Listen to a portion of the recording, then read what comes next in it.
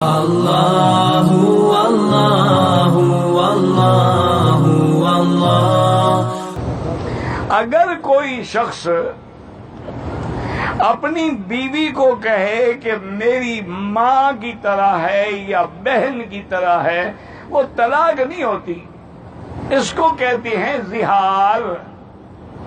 یعنی وہ عورت جو ہے اس پہ حرام ہو جاتی ہے جب تک کہ کفارہ ادا نہ کرے، اور کفارہ یہ ہے کہ ایک غلام آزاد کرے خرید کر، اور اگر غلام آزاد نہ کر سکے تو 60 روزے رکھے متواتر، اور اگر روزے نہ رکھ سکے تو 60 مسکینوں کو کھانا کھلائے۔ کفارہ دینے کے بعد جو ہے وہ اس کے لیے حلال ہو جائے گی۔ یہ تو اللہ کے قرآن میں ہے کہ جو لوگ ان کو ماں کہتے ہیں وہ جھوٹ کہہ رہے ہیں۔ ان امہاتہم اللائی ولدنہم، ماں تو وہ ہے جس نے ان کو اپنے پیٹ میں رکھا، کہنے سے کوئی ماں تھوڑی بن جاتی ہے، لیکن ماں یا بہن سے نسبت کرنے سے وہ حرام ہو جاتی ہے۔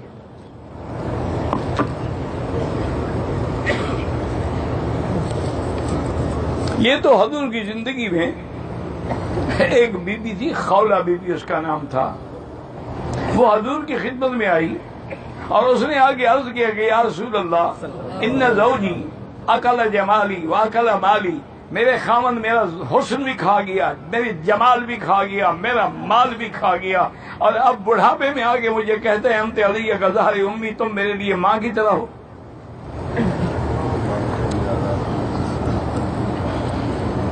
اچھا، جاہلیت میں بھی یہ رواج تھا، یعنی کافروں میں بھی یہ رواج تھا کہ اگر کوئی اپنی بیوی کو ماں کہہ دے یا بہن کہہ دے، وہ ہمیشہ کے لیے حرام ہو جاتی تھی۔ حضور نے فرمایا بی بی میں کیا فیصلہ کروں، ما نظر فیک شیء، تمہارے بارے میں اللہ نے کوئی حکم نازل نہیں فرمایا۔ انہوں نے کہا یا رسول اللہ، ہر مسئلے کا حل قرآن میں موجود ہے، کہ میرے بارے میں کیوں نہیں اترا؟ حضور نے فرمایا نہیں اترا۔ وہ جھگڑتے آخر میں کہنے لگی اچھا حضور آپ بھی میری فریاد نہیں سنتے، میں اب اللہ کو جا کے شکایت کرتی ہوں۔ اللہ نے قرآن نازل کر سمع اللہ قول التی تجادلک فی زوجہا وتشتکی الی اللہ واللہ یسمع تحاورکما۔ اللہ نے فرمایا میرا بدنی، ہم نے سن لیا اس عورت کی بات کو جو خاوند کے بارے میں آپ سے جھگڑ رہی تھی، آپ سے لڑ رہی تھی، ہم نے سن لیا ہے، اور اللہ نے یہ حکم جاری کر دیا ہے کہ اگر وہ کفارہ ادا کر دے تو بیوی اس پہ حلال ہو جائے گی۔ یہ حرمت تابیدی نہیں ہے کہ ہمیشہ حرام ہو جائے۔ حضور پاک نے خولہ کو بھی بلایا، فرمایا قد نزل فیک القرآن، تیرے بارے میں قرآن آ گیا ہے۔ بی بی عائشہ فرماتی ہے سبحان الذی وسع سمعہ، میرا اللہ پاک ہے تیری ذات، میں کمرے میں موجود تھی، میں نے کچھ بات سنی کچھ نہیں سنی، لیکن شان تیرا ہے کہ تو نے عرشوں پہ خولہ کی فریاد سن لی۔ حضور نے اس کے خاوند کو بلایا، فرمایا کہ ایک غلام آزاد کرو۔ اس نے کہا حضرت غلام تو کوئی نہیں، میری گردن حاضر ہے، کاٹ دے۔ حضور میں تیری گردن کاٹنے کا تو حکم نہیں ہے، غلام آزاد کر۔ انہوں نے کہا حضور غلام ہو تو میں آزاد کروں نا۔ اب فرمایا اچھا ایسا کرو کہ 60 روزے رکھو۔ اور انہوں نے کہا حضور یہی جھگڑا تو روزے کی وجہ سے ہوا ہے، مجھے کھانا نہ ملے 4-5 دفعہ میں پاگل ہو جاتا ہوں۔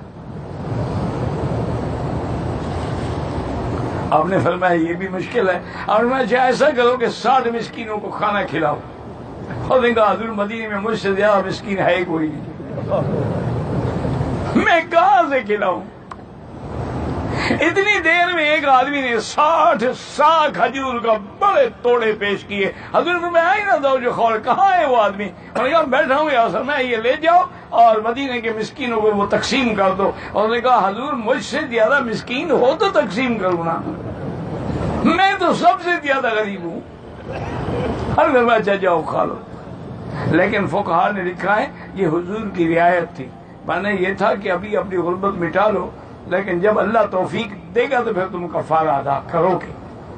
اور بعض کہتے ہیں کہ نہیں اسی کو حضور کو نے کفارہ، تو اس لیے اس کے کفارہ ادا کرنے کے بعد وہ ماں بہن نہیں بنتی۔